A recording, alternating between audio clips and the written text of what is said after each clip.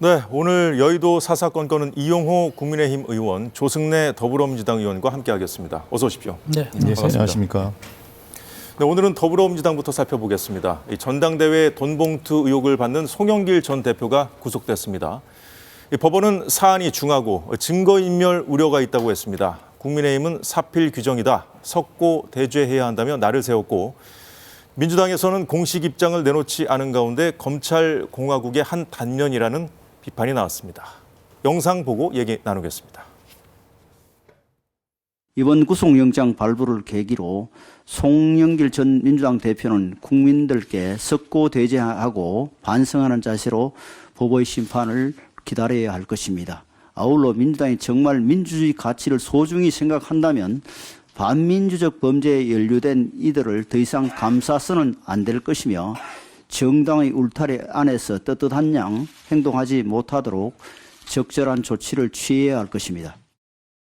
당대표를 지낸 사람을 이렇게까지 탄압하고 이게 꼭 구속까지 갈 사안인가, 불구속 상태에서 재판을 해도 될 것 같은데 역시 검찰 공화국의 한 단면을 보는 것 같습니다. 제가 여기 내가지고 뭐 두둔하거나 잘못한 게 없다는 그런 뜻은 아니고요. 과유불급이라는 뭐 그런 정도로 제가 말씀드리고 싶네요.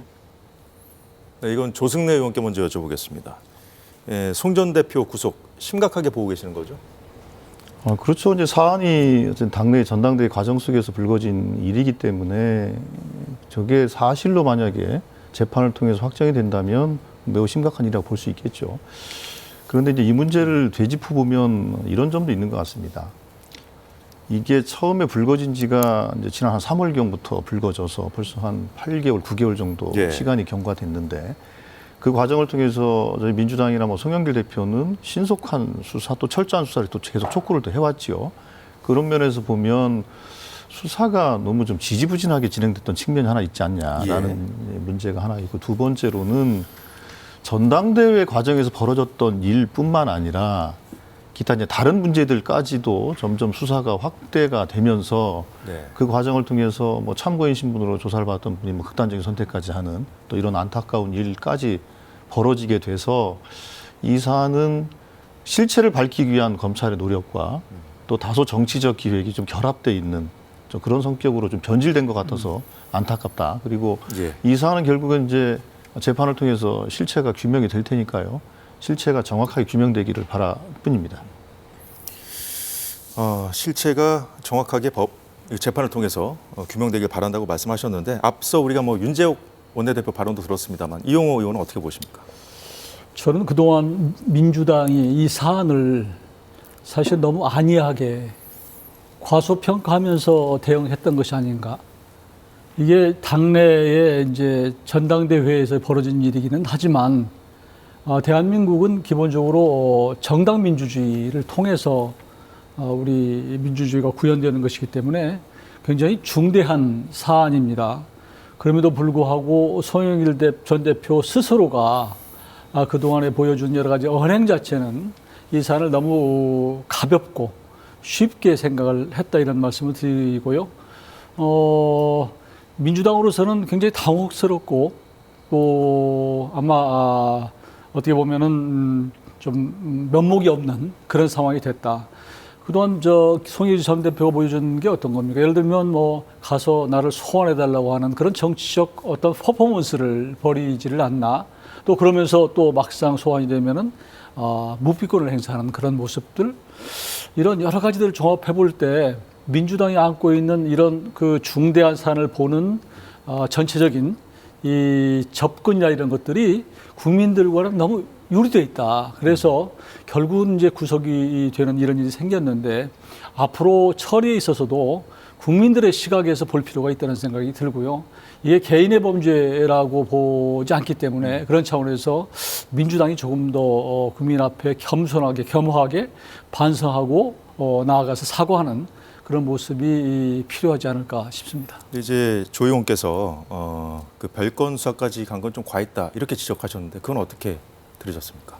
구체적으로 어떤 것이 별건 수사인지는 모르겠어요. 그런데 그 송영길 대표가 운영하던 그 연구소를 다 털어서 그 연구소 이사들이나 또 운영위원들이 낸 회비까지 조사한 것은 좀 과했다라는 것이고, 그 지금 이제 정치인과 연루된 여러 가지 수사와 의혹 제기들이 있었습니다. 예를 들면 국민의힘도 뭐 전 현직 의원들의 뭐 공천 헌금, 뭐 전직 의원이죠, 있었고, 또 현직 의원의 또 정치자금 불법 수수 의혹도 있었습니다만, 이런 수사들은 사실 제대로 잘 진행이 안 되고 있어요. 그러니까 검찰이 선택적으로 수사권을 활용하는 것이 아니냐라는 이제 자꾸 의심을 들게 되니까, 그 부분에 대해서도 검찰이 철저하게, 여당 의원에 대한 것도 철저하게 수사할 것을 또 말씀을 드리고 싶습니다. 조금 전에 네, 별건 문제에 말씀하시죠. 대해서 네. 말씀을 드린다면, 그건 저는 별건이 아니라고 생각하는 것이, 이 문제는 전당대회의 자금 문제 가지고 사실은 불거진 거 아니겠어요? 그래서 자금 문제가 도대체 어떻게 전당대회 자금이 어떻게 쓰였는가 하다 보니까 결국은 아까 그 연구소에서 일부가 뭐 홍보나 여러 가지 뭐 이런 것 관련해서 연관돼서 나온 그런 사안이기 때문에 결코 별건이다 이렇게 보기는 조금 저는 다른 생각입니다. 잘 들었습니다. 예, 송영길 전 대표 구속으로 돈 봉투를 받은 것으로 지목된 다른 현역 의원들에 대한 수사도 뭐 급물살을 탈 것이다, 이런 전망도 나옵니다. 이런 가운데 오늘 비명계 원칙과 상식의 김종민 의원은 지금이라도 민주당이 이 방탄 정당 부도덕성에 대한 반성과 참회가 필요하다고 말했습니다. 이재명 대표의 사법 리스크도 재차 지적했는데, 조승래 의원께 또 여쭤보겠습니다. 이런 얘기도 좀 듣고 계시죠? 아무래도 뭐 지금은 이제 민주당 소속이 아닙니다만, 과거에 민주당에 몸을 담고 있었던 그것도 이제 전직 대표가 구속되는 상황에 직면했기 때문에, 이 부분에 대해서는 혹시 민주당 차원에서 짚어보고 반성하거나 또 혁신해야 될 과제가 있지는 않겠나, 이거에 대해서 당연히 고민하고 문제 제기하는 목소리는 당연할 거라고 보고 있습니다. 네. 그런데 이게 이제 비단 이게 이 문제 때문에 불거진 것이라기보다는, 당이 지금 정치권이 내년 총선을 앞두고 국민들에게 어떤 또 신뢰를 회복할 것인가, 또 어떤 또 혁신의 메시지를 드릴 것인가에 대해서는 그거는 뭐 여야 공이 다 고민하고 있는 지점 아니겠습니까? 이제 그런 일관된 맥락 속에서 이루어지는 것이지, 어떤 특별한 이벤트 때문에 그것이 조금 더, 물론 약간 가속 페달이 밟아지거나 그럴 수는 있겠습니다만, 전체적인 기류가 바뀐다기보다는 이미 쇄신과 혁신이란 큰 기류가 있기 때문에 그 기류 속에서 좀 가속 페달을 밟는 역할을 할 것이다. 네. 그게 저의 진단입니다. 알겠습니다. 자, 이용 의원, 지금 민주당 내에서 신당 창당을 추진하고 있는 이낙연 전 대표도 이 도덕성의 회복을 강조하고 있지 않습니까? 그래서 이 송영길 전 대표 구속으로 지도부에 대한 압박이 더 거세질 수도 있다는 이런 관측이 나오고 있는데 어떻게 보십니까? 그거야 맞는 시각이죠. 지금 민주당을 보는 상당수의 대다수의 국민들은 민주당이 옛날 민주당이 아니다. 과거에 김대중 전 대통령이 있었던 정말 민주주의를 회복하고자 하는 그런 정당이 아니고, 지금은 변질돼서 이재명 당대표의 거의 사당화가 됐다라고 하는 시각이 많습니다. 이게 제가 주장하는 것뿐만 아니라 민주당 내에서도 그런 얘기가 지금 나오고 있는 거거든요.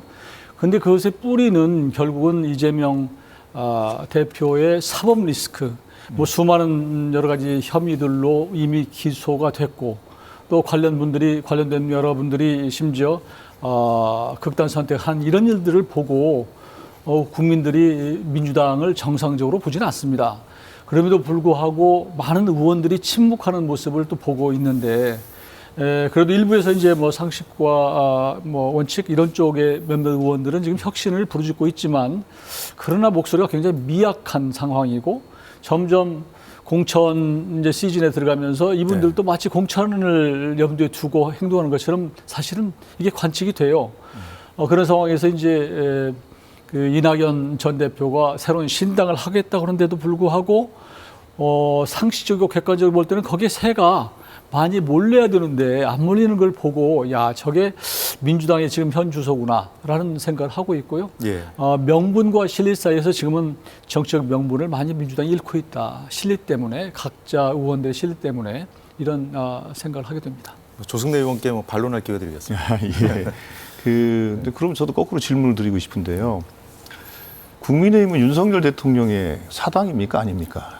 누가 봐도 사당이라고 생각하죠. 벌써 정상적으로 선출된 대표가 알 수 없는 이유로 또 이해할 수 없는 이유로 중도에 사퇴를 벌써 2명이나 했고 뭐 비대위원장 논의를 하고 있는 상태 아닙니까? 그 자리에 누가 봐도 윤석열 대통령의 윤심이 담겨져 있는 사람들이 다 그 자리를 차지하고 있지 않습니까? 그러니까 윤석열 사단이다. 급기야는 한동훈 장관의 비대위원장 설까지 나오고 있는 상황 아닙니까? 그리고 그 어떤 정당이라는 것은 정당을 만들 때는 가치와 명분, 세력이 있어야 되는데 이낙연 대표의 신당 추진은 그럼 가치와 명분, 세력 측면에서 다 갖추고 있는 것이냐? 많이 부족한 거죠. 예. 그렇기 때문에 이낙연 대표의 신당은 성공하기 어렵다는 것이고 그리고 그 성공하기 어렵다고 하는 부분에 대해서 공통되게 지적하는 민주당 의원들의 혹은 민주당 내부의 목소리를 예.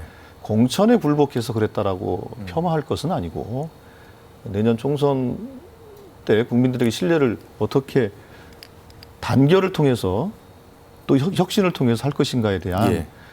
민주당 내부의 고민이다. 이렇게 저는 이해를 하고 있고 또 그렇게 할 겁니다. 네, 방금 뭐 이낙연 전 대표 신당 그 성공 가능성에 대해서 좀 희박하다 이렇게 말씀하셨는데 이용호 의원은 어떻게 보십니까? 저도 지금 이렇게 밖에서 보기에는 신당의 동력이 많이 떨어져 보여요. 사실 지난번 대선 때 이낙연 지금 전 대표가 그 당시에 대선 후보로 전당대회 할 때 그 상황만 또 못하다라는 생각이고 그게 결국은 너무 이낙연 전 대표가 이런 목소리를 너무 늦게 냈다. 사실 여러 차례 그 계기가 있었거든요. 그러니까 사법 리스크가 고점에 올라갔을 때 그리고 이재명 대표가 말을 바꾸게 할 때 뭐 여러 가지가 있었는데 네. 그때도 너무 지켜보기만 하고 너무 임박해서 새가 이미 이재명 대표가 당을 완전히 장악한 상태에서 아무리 옳은 소리를 해도 지금은 잘 먹히지 않는 그런 상황으로 온 것처럼 보여요. 그렇지만 앞으로 이제 점점 공천 시즌에 가면서 예. 저는 이제 그 이재명 대표가 잘은 모르지만 아마 차근차근 그 공천에서 아마 비명들을 쳐낼 것처럼 저는 생각이 돼요. 그런 분들 중에서 좋은 분들이 같이 할 수도 있겠구나라는 생각이 들고 요즘엔 워낙 이 정치가 급변하는 그런 상황이기 때문에 예. 한두 달 후를 예측하기는 힘들지만 지금 이 시점에서 상당히 약화된 건 사실이라고 저는 그렇게 평가합니다. 알겠습니다. 그럼 당내에서 지금 그 이낙연 전 대표의 신당 그 추진을 만류하는 흐름들이 좀 많이 나오고 있지 않습니까? 비판 목소리도 좀 높아지고 있고. 그 어제 이낙연 전 대표와 이재명 대표 그리고 김부겸 전 총리의 만남이 기대됐었는데 이낙연 전 대표만 빼고 이 두 사람만 만났거든요.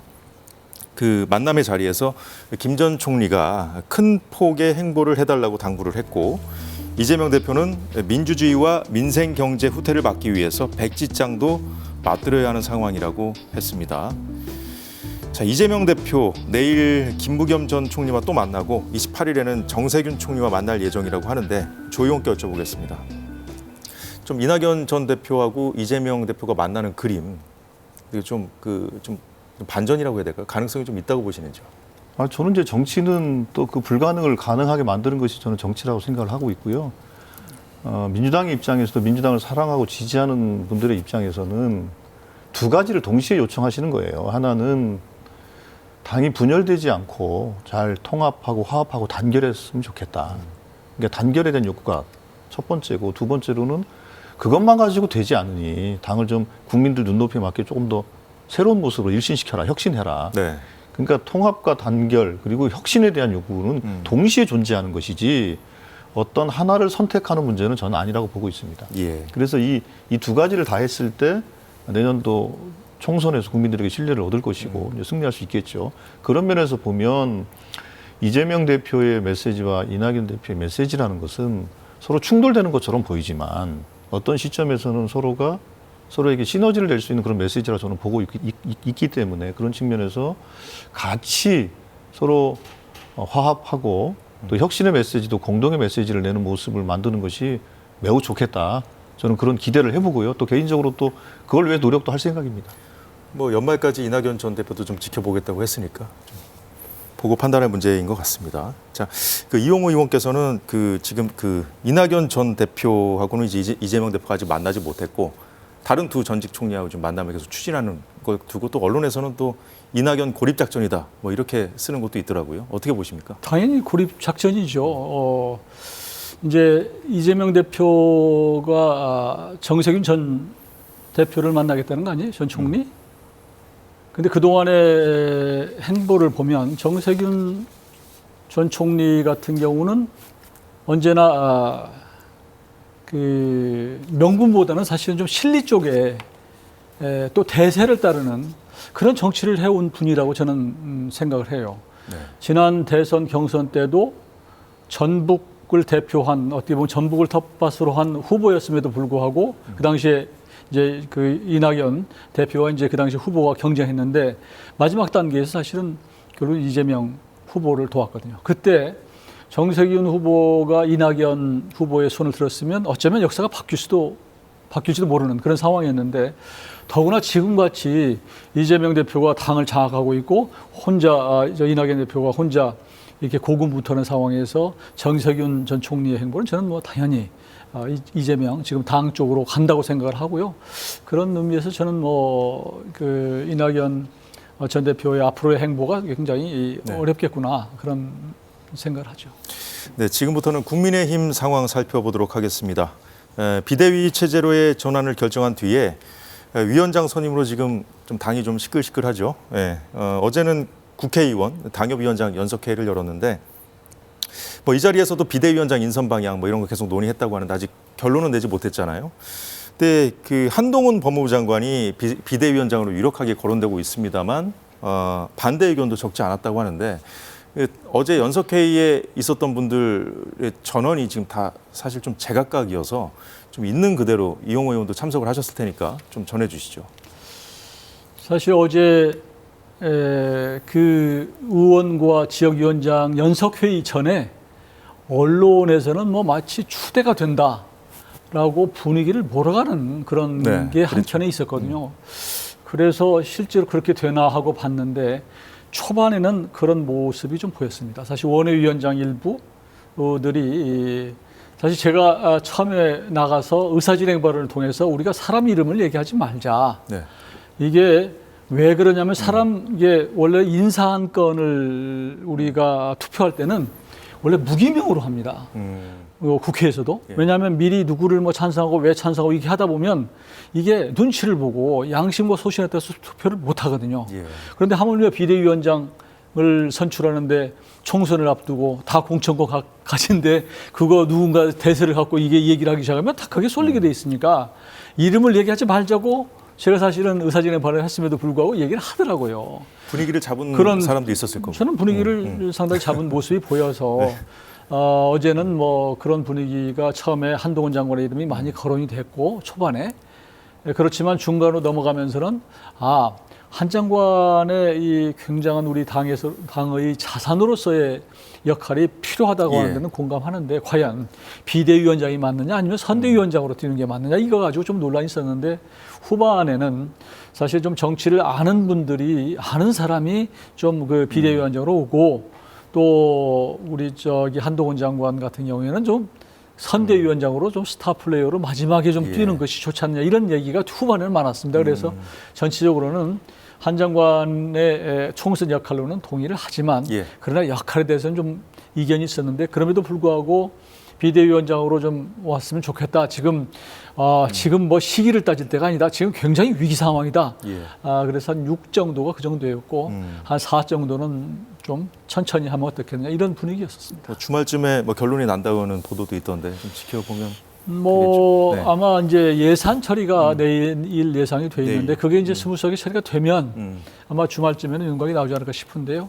만약 그런저런 것들이 정리가 안 되고 또 당이나 또 국회 상황이 좀 복잡해지면 좀 늦어질 수도 있습니다. 있다. 네. 그 조승래 의원 지금 결국에는 한동훈 그 장관이 비대위원장이 되냐 마냐 이쪽으로 지금 수렴이 되는 것 같습니다. 어떻게 보십니까? 여당 상황. 그때 이제 비대위원장이 되건 또 뭐 선대위원장으로 하건 사실은 그것보다 중요한 것은 여당이 국민의힘이 특정 개인의 거취를 가지고 당의 입지입니다. 당의 입지를 가지고 비대위원장이냐 선대위원장이냐 의원총회에서 또 국회의원 당협위원장 연석회를 통해서 장시간 그 개인의 여당의 위치를 가지고 논쟁한다는 것이 참 얼마나 한가한 여당이냐 싶어요, 솔직히 말씀드리면. 근데 이 모든 맥락에는 결국은 뒤에 이제 윤석열 대통령이 있는 거 아닙니까? 윤석열 대통령이 당을 장악해야 하겠고, 당을 장악해서 공천권을 행사해야 하고, 그것이 바닥에 깔려 있기 때문에 어떻게 그걸 효과적으로 할 것인가에 대한 고민을 하면서 한동훈이라는 카드가 나오게 됐다고 저는 생각합니다. 그래서 그걸 자꾸 만들어내는 아까 그리고 이용호 의원님 말씀하신 것처럼 네. 이제 뭐 세력이 좀 있는 거죠. 일종의 작전 세력인 것이죠. 그 작전 세력은 뭐 어떤 세력이겠습니까? 윤석열 대통령과 가까운 찐윤이 됐든 뭐 친윤이 됐든 뭐 이런 분들이 용핵관이든 뭐가 됐겠죠.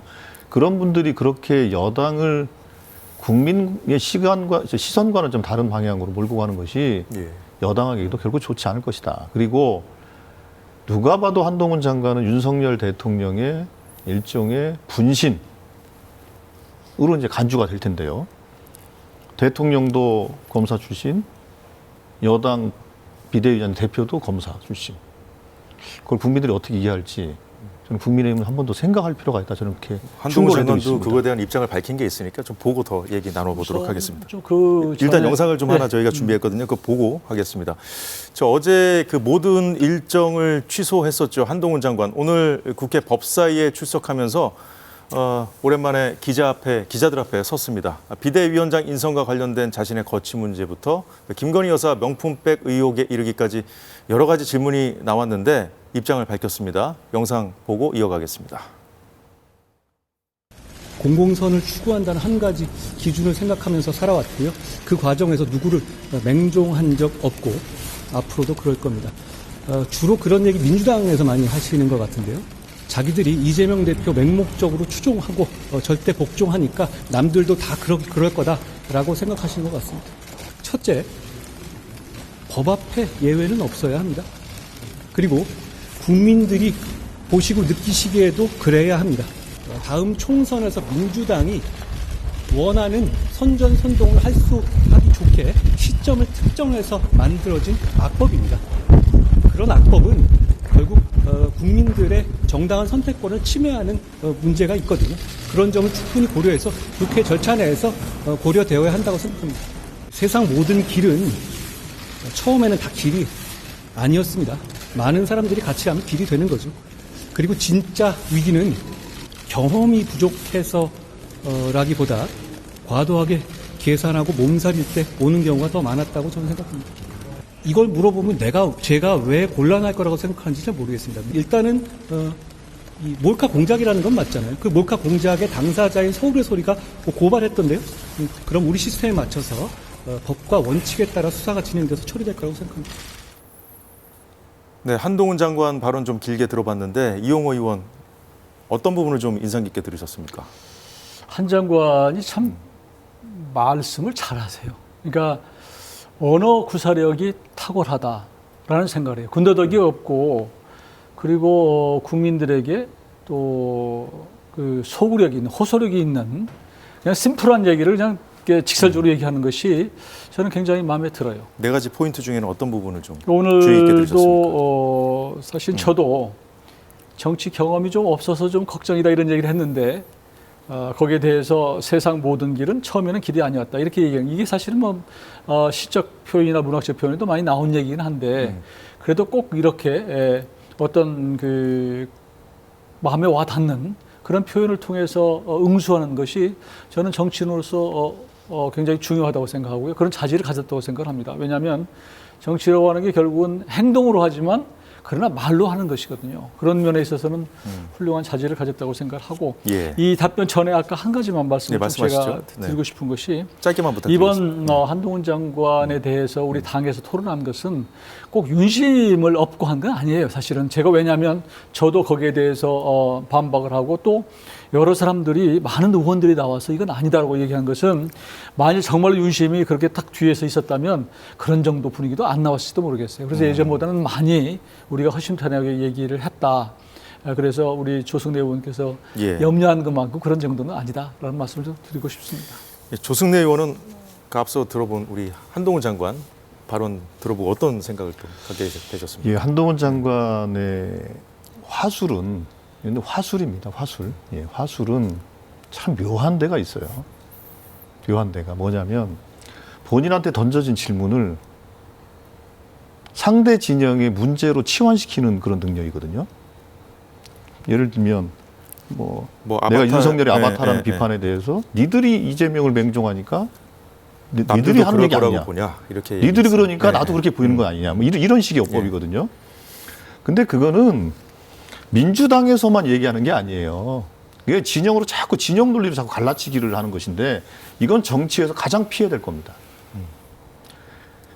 그러니까 검사는 범죄자 아니면 비범죄자. 그러니까 도둑놈이냐 아니냐.